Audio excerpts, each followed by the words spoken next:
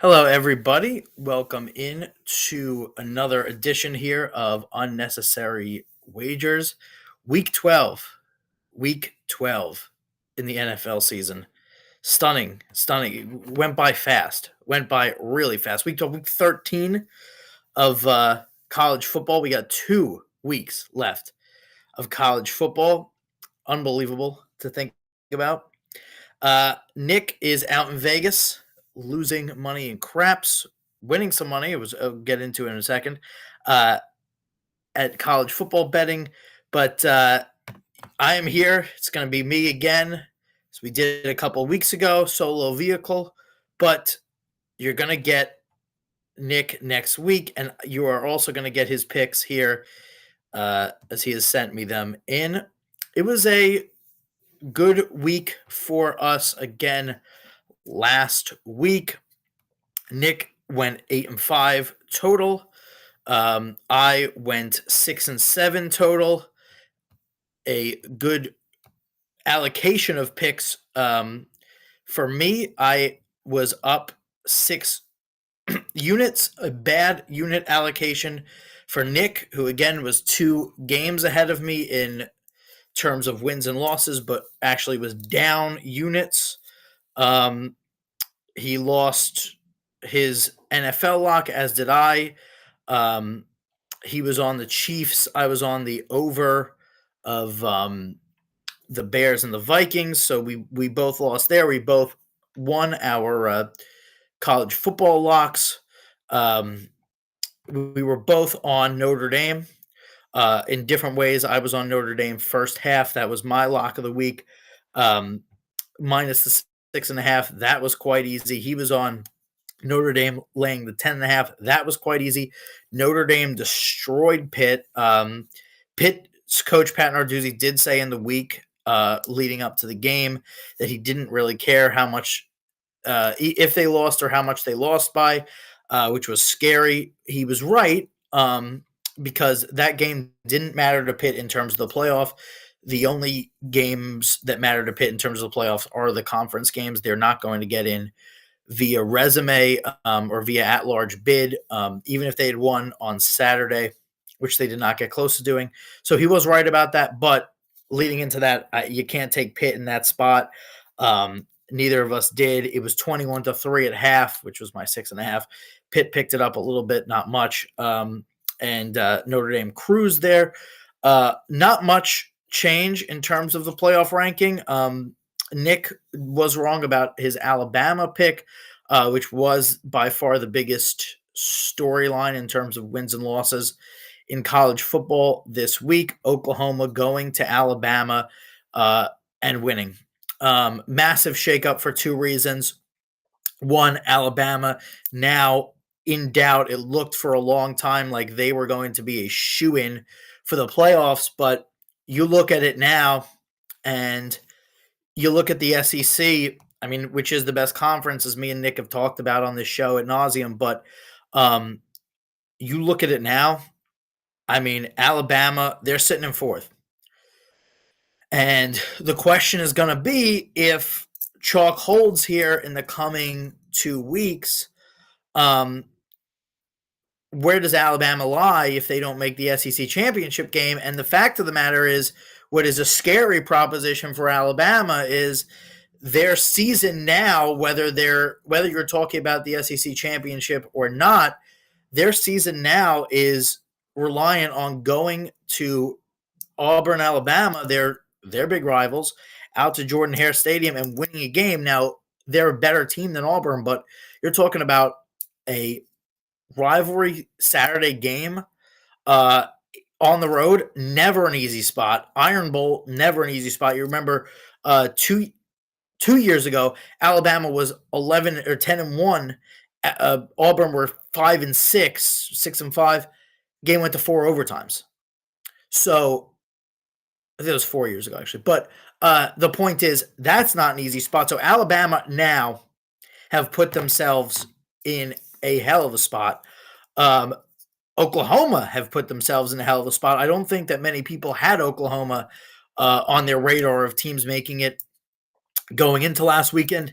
definitely in the conversation now. Wednesday is going to be very interesting as we find out the college football playoff rankings, um, where they got Alabama, where they have Oklahoma. The AP already has put Oklahoma well above Alabama, but that's going to be interesting. We're going to have a hell of an end to these seasons here, especially you look at right now Alabama, Mississippi State, Georgia, all sitting at one loss in the SEC. That's going to be jockeying for position there to get into the SEC championship game, likely to take on Texas A&M, who will have to take on Texas before the year ends. So it's going to be a hell of an end to the season. But that was the big story out of, in terms of wins and losses, at least out of college football. I think most people were expecting Notre Dame to win that game. They were double-digit favorites, so I don't really consider that a massive story, even though game day was there, et cetera, et cetera. Texas A&M's comeback was a big story. Another one that I got right, I was on the first half over there, 25.5. South Carolina covered that on their own. They're up 30-3 at halftime. The coach for South Carolina doing a motion to the crowd, up 30-3. Well, Texas A&M come back and win the game. Texas A&M, really good team. We had the Iowa USC game. I was wrong about that by 1 point. I missed that by 1 point, and I missed a NFL pick by 1 point as well. So that was a little tough for me. But heavy on Iowa was Nick. He was right about that. USC won the game, but Iowa did cover quite easily. That was a big story. As USC is grasping at possibility, the slight possibility, but a possibility nonetheless of making the college football playoff. Stuff would have to happen, but it's not out of the realm of possibility. I mean, if Ohio State loses to Michigan, which they have done, I believe, 5 straight years now, you got USC right up there if they can go into Oregon this week and win. So USC needed to win that game. They control their own destiny, albeit they're a big underdog in Eugene this weekend, but nevertheless, they control their own destiny. That Oregon game, College Game Day, is going there. Second time that they're going to Eugene this year. That's as big a game in terms of playoff implications as we have had this season in terms of both. I'll say it, the loser's out. I don't think Oregon's making the college football playoff if they lose this game. 2 home losses, albeit to 2 possible playoff teams, but 2 home losses. They will not make the Big Ten championship game if they lose on Saturday. So this is a loser leaves town game. And that's as big a game as you're going to have in terms of playoff implications. Sort of all stayed steady in terms of the Big 12. The major teams winning. It's looking increasingly like it's going to be BYU and Texas Tech for the playoff. I do think that the loser of that will probably not make the playoff, even though it is possible that both teams make the playoff. The Big 12 feels like a one-team league, one bid league this year, as is the ACC, where mostly again stayed pat because Pitt did not play an ACC opponent, but you've got a gigantic game again with Pitt and Georgia Tech. Pitt, again, we talked about Pat Narduzzi talking about the last 2 games of the season in his press conference. As big a 2 games as you could have, Georgia Tech and Miami, currently ranked 16th and 15th, currently 2nd and I believe 4th. Yeah, 2nd and 4th in the ACC standings. And the ACC feels like a year where they're going to have one team in. I am positive as that the committee will put Notre Dame in over Miami. I will lose my mind on this show because that would be one of a ridiculous decision.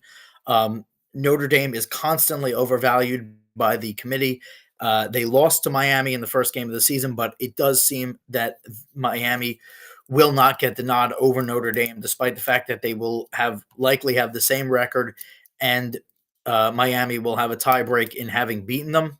But it just doesn't look great right now. Again, the committee is love, love, love with Notre Dame every single year, and it never comes to fruition because they always get knocked out in embarrassing fashion in the playoff.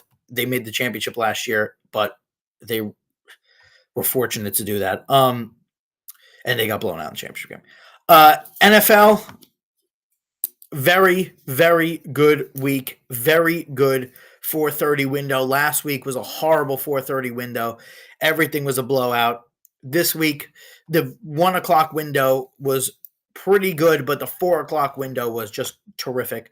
You had two games go right down to the wire in the Broncos and the Chiefs. I was heavy on the Chiefs, as was Nick. The Broncos come back to win. I hated the Chiefs play calling as someone who was on the Chiefs. They had chances to close the game out in the fourth quarter, didn't do it. Mahomes takes a big sack. Kansas City's defense just wasn't great the whole night, especially in the second half. The Broncos are a terrific fourth quarter team. They have a stranglehold now because the Chargers were just completely embarrassed by the Jacksonville Jaguars, another one that we gave out on this show. And then you had the Rams and the Seahawks. A terrific game. The Rams getting out of jail very late with a missed field goal. The Rams were dominating the game for 3.5 quarters. Up 12, 10 points for the Seahawks, got it within 2, had the ball set up for a 62-yarder, and they missed it by 10 miles. The ball landed in Carlsbad. It was not even close to the field goal. But the point is the Seahawks had a chance to win that game, came back, got the cover. But the Rams do win that game. 49ers win in a blowout, so that the NFC West is just better and better. Packers eked out one versus the Giants. You had the Madrid game, go to overtime. You had the Bears win another close one. So it was a really good week. Josh Allen, terrific game, 3 touchdowns throwing, 3 touchdowns rushing. It was a terrific week. Not a great primetime game again. Low offense. It was closer than these primetime games have been recently, but just not a lot of scoring. The wind was horrible. We've had just a terrible run of primetime games, so hopefully that changes tonight in Las Vegas. So let's get into it now, as I'll discuss those games more as I get into my picks here. Nick's going to announce Nick's picks as well. So we're going to start in college. We're going to go with my 1-unit play. I am going with the Mizzou Tigers plus 7, Missouri plus 7.5 against the Oklahoma Sooners in Oklahoma. So I just talked about this game in the recap.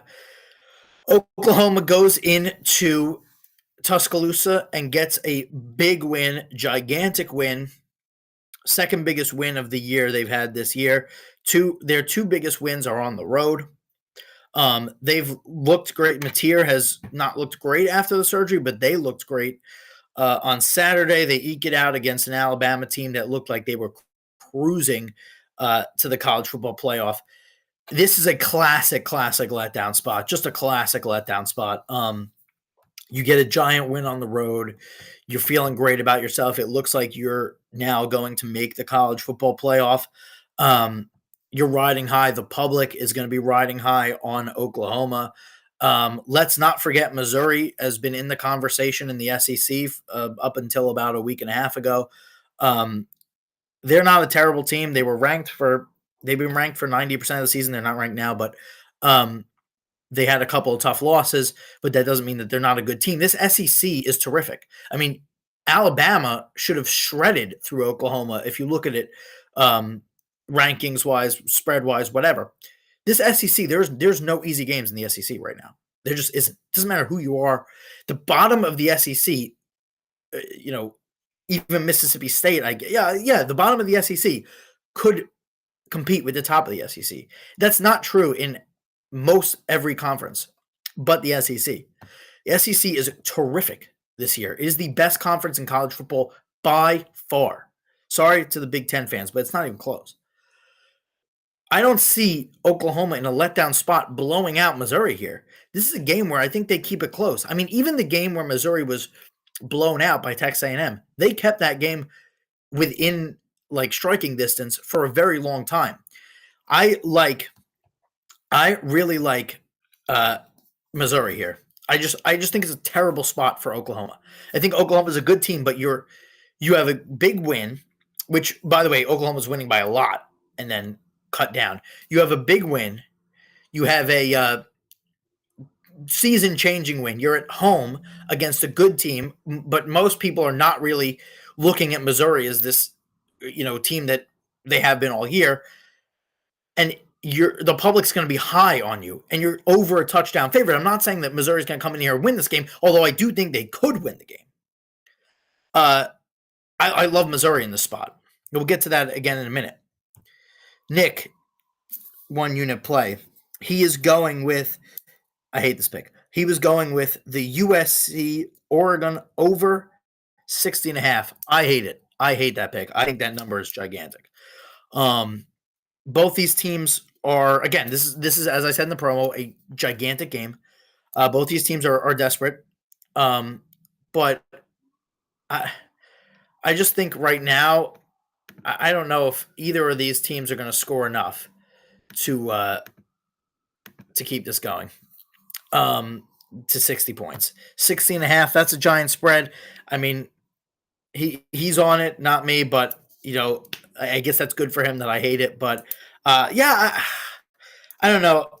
Oregon has been able. I've been high on Oregon overs, but they've really had to push it themselves because their defense is good enough to keep teams under certain numbers. And so I don't know. I think that's a giant number. That's a giant number. I'll disagree with him on that, but he likes Oregon and USC over 60.5. 2-point play now. This is another big game in terms of playoff seeding for one of these teams, and that team is the Tulane Green Wave. They are going to Lincoln Financial Field to play Temple. They are laying 7.5. Right now, it's looking like James Madison is going to be the group of 5 team that makes the college football playoff. But you have 3 teams in the conversation, South Florida, Tulane, and James Madison. South Florida lost to Navy on Saturday, so I think that they are sort of now on the much outside looking in, as I think Tulane is as well, although they are in it. They are in it. So you look at James Madison's schedule right now. They've got Washington State. They should beat. They've got Coastal. Should beat them, but not easy. And then they will go to the Sun Belt Championship game. If you look at Tulane right now and you talk about them, they're ranked 24th, I believe, in the AP, which James Madison was not ranked, but I believe the college football playoff will have James Madison ranked inside the playoffs this year. You've got them going to Temple. They got to win out. They have to win out. And I just think that Temple is not a terrific team. They don't have a high. They don't really have a high home field advantage. They're playing at Lincoln Financial Field, which is a college football stadium, an NFL stadium that's been made a college football stadium. It's not exactly the toughest place to play when you've got half the stadium empty. Tulane have to go out there and win this one because they've got Charlotte, who they should beat, and then the American Championship game, which will likely be against South Florida. So, likely be against Navy now because they beat South Florida. So this is their time where they have to make up ground and they have to hope that James Madison loses ground. So 7.5 right now. I think they're going to come out there and show some stuff again. With the way the group of five works, you want style points too. It's not going to be enough to just beat Tulane by 3 points if James Madison wins out. If James Madison wins out, Tulane are probably out anyway, but it's not going to be enough. So I like Tulane laying 6.5 here. That's my pick of the 2 units. Nick is going to stick with what I said in my 1 unit play, taking Mizzou against Oklahoma. Again, I agreed with it, took it because of that spot. Just hate the spot for Oklahoma. And Missouri, not a bad team by any sense of the word. All right. My 3 unit play, I'm going to go with a teaser here, so stick with me here. I am taking Iowa State Iowa State minus 6.5 versus Kansas. I'm taking Florida plus 10.5. I'm moving that line to 10.5 against Tennessee in the Swamp, and I am taking Illinois minus 9.5, moving that line to 9.5 at Wisconsin. So let me just break it down real quick. Iowa State are a much lower number versus I believe they're 2.5 versus Kansas. I like Iowa State there. Iowa State's still got a good team, still got Rocco Becht. They're not making the playoff this year or the championship this year like they did last year, but they still got a good team. Kansas has disappointed me this year. In Iowa, in Ames, I like them to win by more than a touchdown, so I'll take them 6.5. In Florida, in Gainesville, I like Florida to keep it semi-competitive. Don't love them at the 5.5 that they're at right now. So I'm going to tease that one and get them to 10.5. I think they'll be able to cover double digits against Tennessee. And then in the Big Ten, Wisconsin is just horrific. So I like Illinois there to win by a good margin. I mean, Wisconsin's home field has meant nothing this season. They got beat 34-0 in a home game this year. So I like Illinois there. Close out the season strong for the Illini. It's not the season that they thought they were going to have, but I think Illinois is going to cover a 9 what I'm moving to a 9.5 spread there. I think the real spread is about 7.5 or 6.5. I'm going to get it to 9.5. Little scared of a double-digit backdoor cover, so I just set it at 9.5, and that teaser will be plus 435 for 3 units there. Nick is going with UCLA plus 10.5 versus Washington. Another pick that I really don't like. He's sticking with the Bruins to keep some games. It doesn't mean to win, but to keep some games competitive. I like it. I don't like the pick, but I like UCLA. I just think Washington's a really good team. I think Washington's been a little underrated here because they play in a tough conference, but this is a classic Pac-12 matchup that they're playing in the Big Ten this weekend. I don't love that pick. I think Washington's high. I think UCLA has no home field advantage. So I'm going to take Washington myself, but Nick likes UCLA plus 10.5. So go with that if you listen to our picks, which you should, because we are up 112 and 78 units respectively each on the year. So you should take these picks because we're doing well. UCLA plus 10.5 is his 3-point play. My 4-point play, my Arizona State Sun Devils heading out to Boulder, take on Deion Sanders and the Colorado Buffaloes, who have had a very disappointing season. ASU needs to win their last 2 games. Always have to beat Arizona. Forget the rest of the games. I don't care. Or forget the standings. I don't care what the standings are. Always have to beat Arizona. But they have to win their last 2 games against Colorado and Arizona to give themselves any sort of chance. They also have to have a couple of teams lose. to give themselves any sort of chance to get into the Big 12 championship game yet again. I don't know what's going to happen here. I hate this spot. ASU always loses at Colorado. We never win in Colorado. We're terrible in Colorado. I'd like to see our record because we have a terrible record in Colorado. I don't think we've won there since I started going to school there. And I can think of a couple of bad losses in Colorado with Herm Edwards at the helm that were just ugh.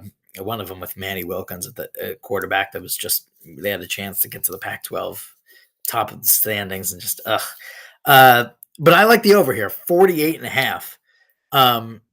48 and a half. Yeah, that's ASU's offense has not taken a gigantic step back as I thought they were going to with Jeff Sims being in, Sam Levitt's out for the whole season.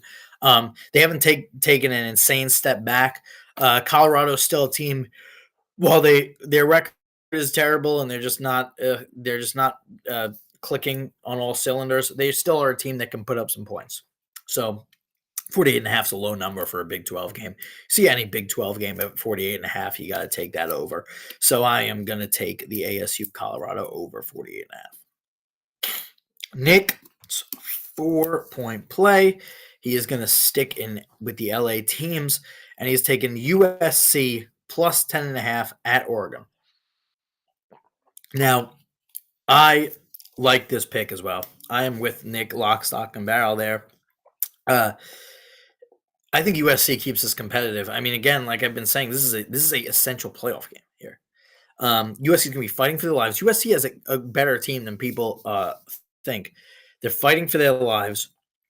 They are going to have a chance here to make the playoff with a win. I don't think they're going to win the game, but I do agree that they will cover the 10 and a half points there.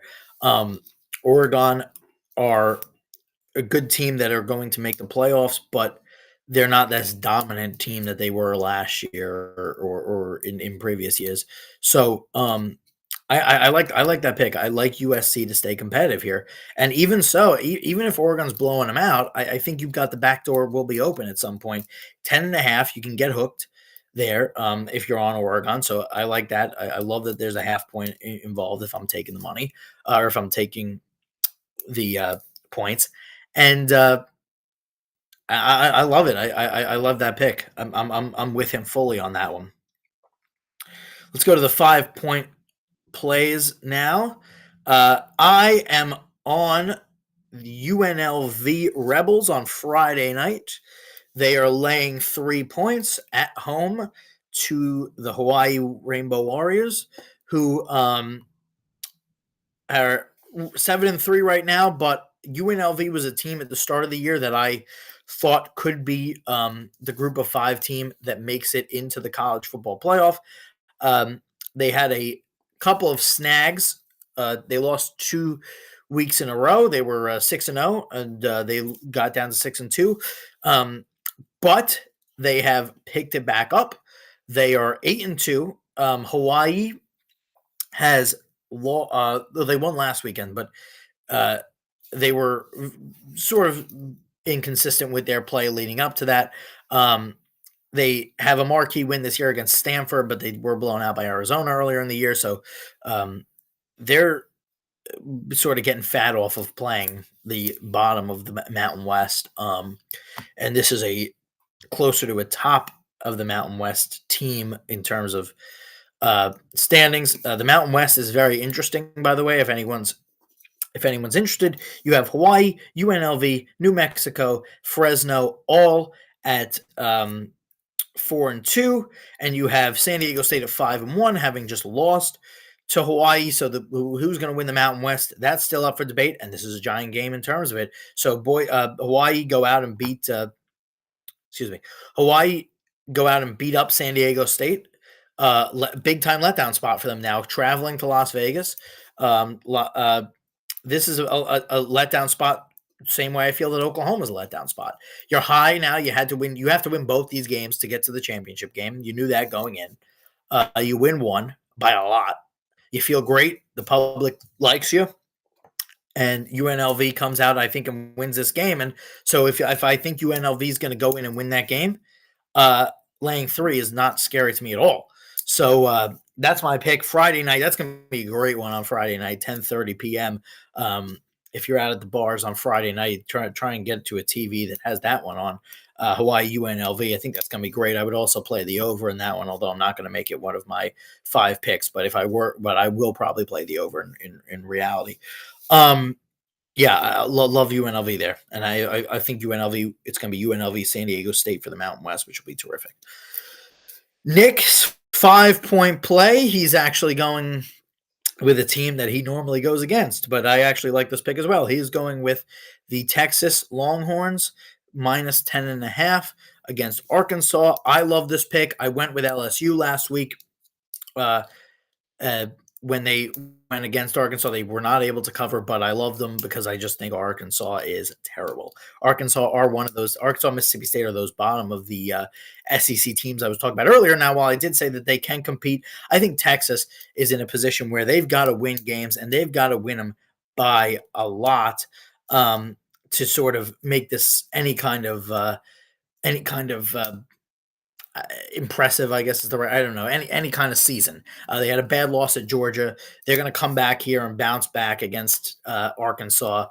They have nothing really much to play for in terms of playoffs, in terms of seeding. Maybe a better bowl game, maybe a New Year's Six bowl game. But I think in order to just give themselves some style points in terms of just looking back on the season, I think they win this game. I think they blow out Arkansas.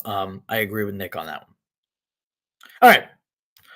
Let's head out to the league where they play for pay, the NFL. I am going to start off the picks with the Ravens and the New York Jets over 44.5. So the news came down today that Justin Fields has been benched. I think that's a good idea. I think Tyrod Taylor is a better quarterback, especially when it comes to just pure throwing than Justin Fields. He looked it in the games that he's played. Justin Fields actually had a decent game against the Bengals, but the Bengals are horrible. Didn't do anything against the Browns, and then he was actually like a top 5 fantasy points quarterback on Thursday, or for the week, but the game was on Thursday. Albeit the Jets had a good first drive and then just fell apart. But I think it's the right move. I think the Ravens are going to put up a lot of points. Their defense stinks. They were close to losing to the Browns, who are terrible. The Browns brought in Shedeur Sanders in the end because they were benched their quarterback. That's how bad the Browns are, and they still almost won the game, and they were still able to put up 16 points, which if you look at the Ravens and the Jets defense, I think 16 points for the Jets, which they won't. I think the Jets will get about 20. That's more than enough to cover this number because the Ravens will put up some big points against a bad Jet defense. Two bad defenses here with a lowish number for two bad defenses, 44.5. So I am on the over there. Nick is going with the Chicago Bears, laying 2.5 versus the Steelers. I think the reason that he's doing that, having talked to him before the show, was Aaron Rodgers' fractured hand. It looks like it'll probably be Mason Rudolph playing against the Bears. The Bears are like the biggest smoke and mirrors team ever. They get so lucky. They should have lost to the Raiders. They should have lost to the Commanders. They should have lost to the Giants. They should have lost to the Vikings yesterday. That's 4. So they should legitimately be 3-7, and they're 7-3. And again, the Bears are getting lucky because they're playing the Steelers. They are a gigantic smoke and mirrors team. I think that the Bears are a team that might win their division and just get smoked. The Bears will get smoked in the playoffs because they're just not a good team. And they've just literally gotten so lucky to be where they are. But I agree with this because who knows what the Steelers will look like with Mason Rudolph. Their offense is already terrible. They had a good game against the Bengals, but Teaneck High School could have a good game against the Bengals. So I like that pick from him. All right, my 2-unit play, I'm sticking in the same exact game that I picked, and I'm sticking with the same theme. Ravens, Jets, first half, over 2.5 touchdowns scored in the first half. Again, both these defenses stink. The Jets gutted their whole secondary and traded everybody. The Ravens defense is terrible. I like this game to go over. I'm doubling down on it to go over with 3 touchdowns at least in the first half. I mean, that's 21 points in the first half. I get that I'd take that. If I was looking at an over under 21 and a half, yeah, I would take that. So two or this would be 14 and a half. 2.5 touchdowns in the first half in the Ravens Jets. To me, that's obvious, especially when you've got Tyrod Taylor now in there, who again is a better pure thrower than Justin Fields. I think the Jets might keep this competitive in the first half, like they did with the Patriots, or like the Bengals, or like the Browns did all day yesterday. So give me that. For the again is Ravens Jets first half over 2.5 touchdowns. Nick is going here with the Tampa Bay Buccaneers plus 6.5. It's the LA, excuse me, in LA. Um, I don't know about this pick. I mean, the Bucks look like a team that's sort of hitting the skids here. Um, they have lost two in a row. They have lost to the Patriots. They have lost to the Bills. Bad luck with the AFC East there. They've lost three out of their last four because they were destroyed by the Lions on a Monday night game. Um, I, I don't know. I think the Bucks will make the playoffs because they'll win their division because their defense their division is just not good. They're tied in the win column with the Carolina Panthers. The Carolina Panthers would be the longest shot to win a division if they were to do it this year. A longest shot team to win a division this season. But the Buccaneers will likely still win that division. I just don't know if they're this team that people were saying earlier in the year. They've had a million injuries. That's been obvious. But I don't love them. And the funny thing about this is I was talking with Nick during the games yesterday, and he was telling me that he thought that the Rams were the best team in the NFL. So I'm perplexed that he picked the Buccaneers, but he does like them. I think I would probably lean more toward them because I don't agree with him that the Rams are the best team in the NFL, and the Rams should have lost that game yesterday. They just completely blew it, and they're not a good team at the end of games. They should have beat the 49ers. They should have beaten the Eagles, so they could be undefeated if they were better at closing games out. So I could see a backdoor there. But yes, he is taking the Buccaneers minus 6.5, or sorry, plus 6.5, tangled up there, against the Rams. My 3-point play: Detroit Lions, first half, laying 6.5 against the New York Giants. They are 10.5-point favorites for the whole game, but I think the Lions are going to come out here after a bad loss. Dan Campbell's terrific after a loss, and I think they're going to try and stick it early to the Giants. So I'm not so sure about the total because I think this could be a game where like the Lions are up 30 and then the Giants just drop 21. But I like them to come out heavy, and I think they're going to score a couple of times. I think the Giants will struggle to score with Jameis Winston, and the great defensive line of the Detroit Lions, which is just terrific. The Lions defense last night kept the Lions in the game multiple times, and then a bad penalty at the end sort of cost them. But so I think that the Lions might be up, 20. I could see this being a 21-0 at halftime, 24-3. So Lions minus 6.5. I think that's easy. I think that's easy to get them leading by more than it doesn't even have to be more than a touchdown. It could just be a touchdown at halftime against the Giants. So Lions first half minus 6.5. My 3-unit play. Nick is going to go with the Buffalo Bills laying 5.5 points against the Houston Texans on Thursday Night Football. Nick has been low on the Texans this whole show. He's sort of worked out with that. I've been a little higher on the Texans. Texans 5-5. They just beat Tennessee. I think that the Bills are a funny team. I mean, they're so erratic. Like one day they're blowing out this team, beating the Chiefs, losing to the Dolphins, blowing out the Jets, losing to the Patriots. I don't know here. This doesn't seem like a great spot here. 5.5, I like. I think he's more thinking that the Texans stink, which they do. Offense is terrible. They have one of the worst offensive numbers that you've ever seen. Um, they scored less touch. I think that that streak was over. Let me just uh, fact check myself for a second. Um, so they scored an even amount of touchdowns with the Titans, but they were the first team to go at I think it was 30 games, might have been a little less than that. It was over 2 seasons with scoring less touchdowns than their opponents. There were only 2 teams in NFL history that had ever done it. One of them was the Tampa Bay Buccaneers team that won 1 game, um, and the other was the Dayton Triangles of 1928, powerhouse. But their offense is terrible. So I think I would agree with Nick here. I think I would take the Bills as well if I had to pick it. I hate it. I'm personally going to stay away from it. Probably in real life too.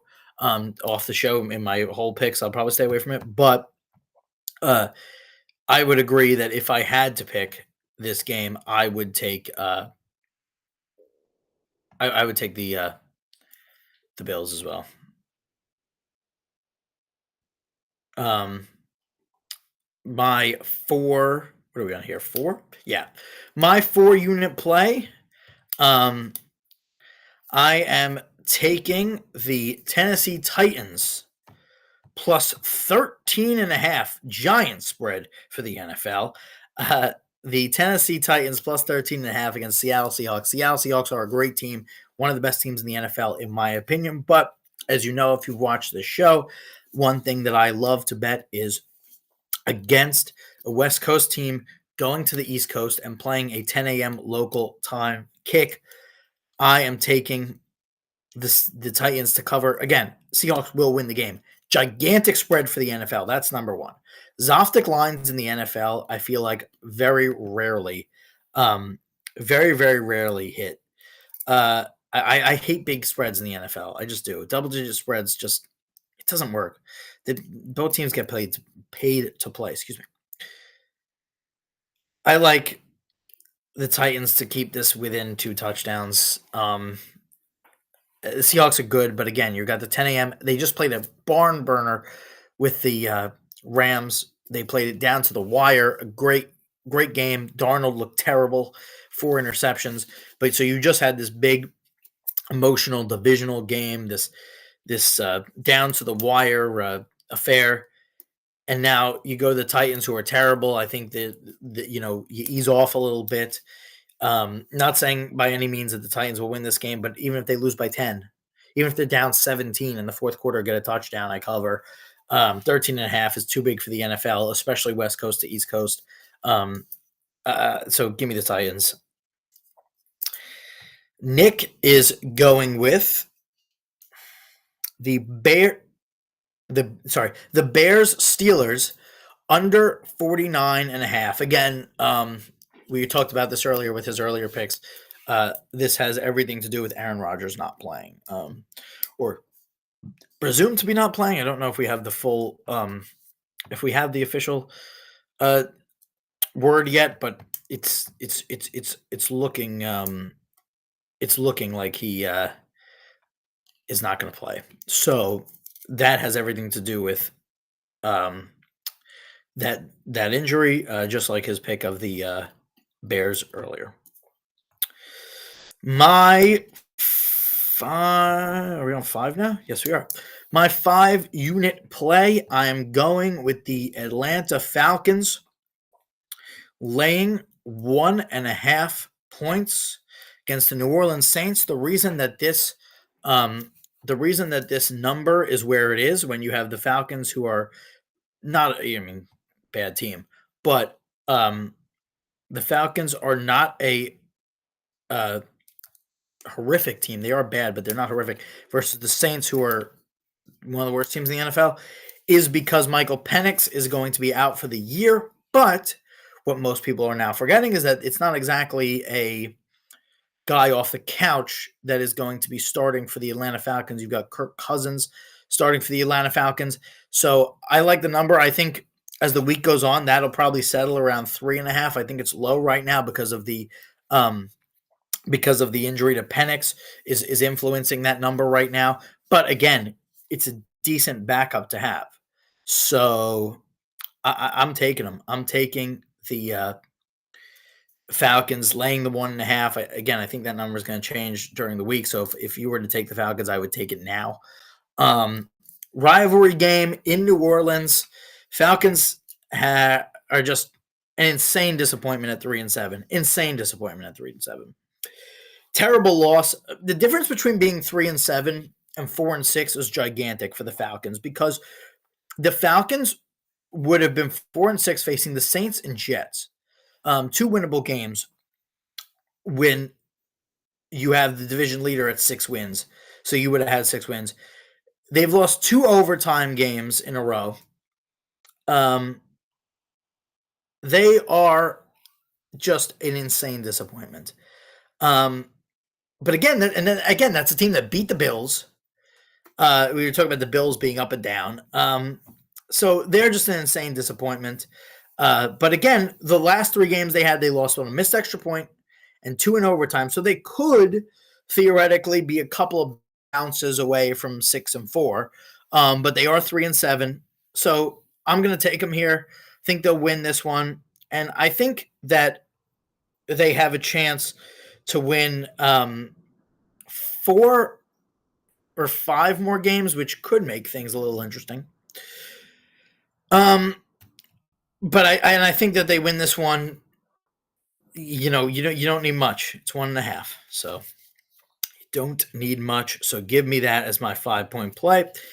Nick is going to go with the Pats Bengals over 49.5. I completely agree. I think the Patriots might even be able to cover this one, pretty much. Patriots offense has looked good, albeit they didn't look terrific against the Jets. Diggs has looked great. Mays looked great. Patriots are fully back. Bengals defense is terrible. Bengals are finished. Joe Burrow is going to come back to sort of rescue a little bit of what they have left, I guess. I wouldn't bring him back this year, but that's just me. I agree with this completely. Patriots and Bengals over. Agreed. All right.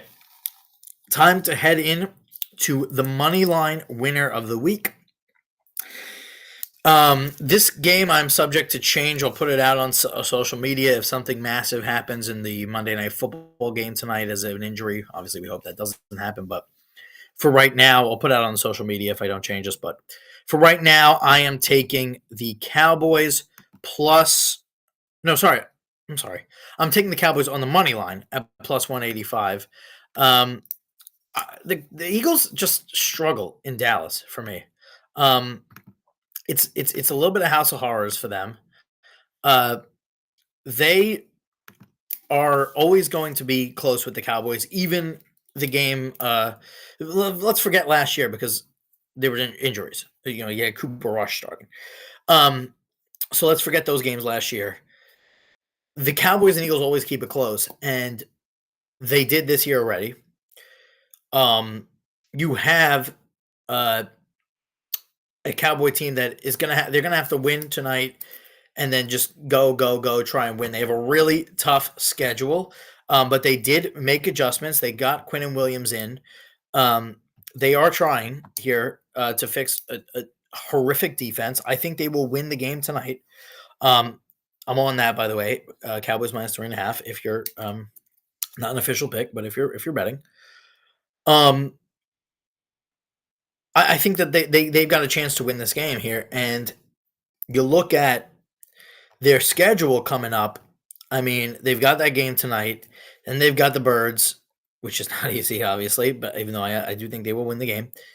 Then they've got the Chiefs on Thanksgiving. Then they've got the Lions. Then they've got the Vikings. Then they've got the Chargers. So it is a gauntlet for the Cowboys right now. And I think they can get off to a good start on this. And I think that the Cowboys are a team that when they're expected to, when they're good or expected to be good, they fall to expectations. And when they're expected to be bad, they rise above those expectations. And I think that's what's going to happen here. And I think they come out and beat the Eagles. I think the Eagles have played some close contests here, had some close calls. And now one of them will have to go not their way.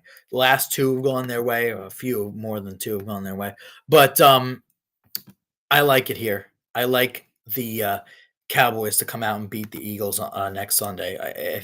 I can see it, and I think the public's going to be really high on the Eagles. I actually would. I mean, I always want the Cowboys to lose, but I wouldn't mind them losing today. That would juice my number up a little bit. Nick is going with the Arizona Cardinals plus 133 on the money line. Excuse me, against the Jacksonville Jaguars. I agree. I think it's a letdown spot for Jacksonville after beating the Chargers so badly. Moving out to Arizona, they are in need of a win with their division coming down to it. But I think that the Cardinals aren't a terrible team. They make a ton of horrible mistakes, especially with taking care of the football. They are terrible at taking care of the football. They make terrible mistakes. They really do. But they're not a horrible team. Brissett's not been. He's actually been a bit of an improvement over Kyler Murray. I love that. I love that. I consider that myself. I'm going with the Cardinals. He's going with the Cardinals. Plus 133. All right. Time for the locks of the week. In case people didn't know, these are worth 10 units, by the way, in our units plays. I am going with the BYU Cougars laying 2.5 points against Cincinnati in Cincy. Cincy coming off a terrible loss to Arizona that tanked their chances of making the Big 12 championship game. Cincinnati feel like a team that's going to just bow out and lose out the rest of lose out, but lose these big games. They just feel like they're going down. They got to play TCU after this. Feel like a team that's going to end up at 7-5. It just feels like it. They were 7-1 at one point. They got killed by Utah, lose to Arizona. They just feel like they're going down. They just feel like they're going down to me. And you look at the rest of their schedule, it's not great. So I am taking the BYU Cougars laying 2.5. They're going into Cincinnati. They have to win. They win. They play UCF at home in the next game, so a win. They're basically into the Big 12 championship. They give themselves a rematch with Texas Tech. I love BYU in this spot, so I'm locking that up. Nick is going to take Iowa laying 15.5 versus Michigan State. I agree with this. Michigan State is horrific. They just lost to Penn State. They've lost 7 games in a row. That game against Penn State, both those teams were 3-0 at one point and met at 3-6, which is just insane. I agree with Nick completely there. Laying 15.5. I love that. I love that. Iowa are still a decent team. They play in a conference that has very good teams at the top of it. So they get lost in the scramble a little bit, but they are still a good team. Michigan State are a very, very bad team. Their program just got hit with another controversy, some more sanctions. They're in hell right now in East Lansing. I agree with Nick's pick there. Iowa laying 15.5. All right. NFL locks of the week. I am taking the Kansas City Chiefs laying 3 versus the Indianapolis Colts. I have been saying for a long time, I think the Colts will turn into a pumpkin at some point. Hasn't really happened yet, even though they did have a couple of bad games. But the Chiefs are 5-5 right now. They're 0-5 in one-score games. All of their 5 losses are to playoff teams. They're not exactly a middle-of-the-rung terrible team. They still have the experience, the talent to make a run, and I think they will make a run. And here's where it starts right now. I think they come out and beat the Indianapolis Colts. I think it is a experience versus lack of experience late in the season. Two teams vying. Well, the Chiefs have to win. The Colts are vying for their division. I think this is going to be a game where the Chiefs finally break through in a big game situation this year. 1 o'clock. It's the best game of the 1 o'clock slate, and I love it. I love the Chiefs. I think the Chiefs cover this easily, and I think you look at the Colts now. They've got some big games against the Texans, Jaguars. Then they got the Seahawks, 49ers, Jaguars, and Texans again. This is the part of the schedule where we're going to find out about the Colts. And I think we're going to find out not great things. Give me the Chiefs, lock them up, -3.5. And our final pick of the day, Nick is locking up the Lions, as I talked about earlier, against the Giants. Lions -10.5. I like the Lions here too, as I talked about, but I was a little scared of backdoors. So I took them my first half, but everything I said comes true. The Giants are trying to lose essentially. They have no coach. They have their top three starters down. They're on their third string quarterback. The Lions are great off of a loss. I agree with that pick. Lions -10.5 for his lock of the week. Those are the picks for the week. We will be back next Monday. Thank you guys for tuning in. Thank you guys for tuning in every week. We will see you next weekend. Good luck with the picks. Thank you guys.